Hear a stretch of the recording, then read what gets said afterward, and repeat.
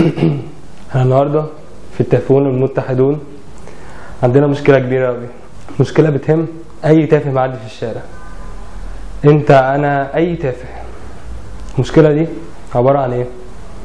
ان انت وانت في المترو بتلعب في الموبايل، ماسك الموبايل بتلعب فيه، تبعت مسج، بتلعب جيمز، بتعمل اي حاجه في الموبايل، تلاقي دايما اللي جنبك، اللي على يمينك، شمالك، وراك، راشق دايما في الموبايل. ايه بقى؟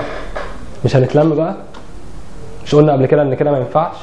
احنا اتجمعنا عشان نشوف حل للمشكله دي. اول حل ان انت وانت ماسك الموبايل كده تلعب فيه واللي جنبك برضو راشق فيه، تبدا واحده واحده وعلى مهلك خالص تسقط له الموبايل كده واحده واحده على مهلك خالص اهو. قريت المسج كويس؟ تاني حل عندنا ان انت برضو وانت ماسك الموبايل كده تبدا واحده واحده برضو تفتح له الكاميرا اللي قدام، تخليه يتفرج على نفسه. تالت حل وده احسن حل، انت ليه اصلا تمسك موبايل في المترو؟ ليه؟ مش هنبقى تافهين بقى شويه؟ ليه تمسك موبايل وتقعد تبعت مسج لحد؟ ليه بجد في كده؟ ما تخليك في اللي انت فيه اهو في المترو. ليه تمسك موبايل؟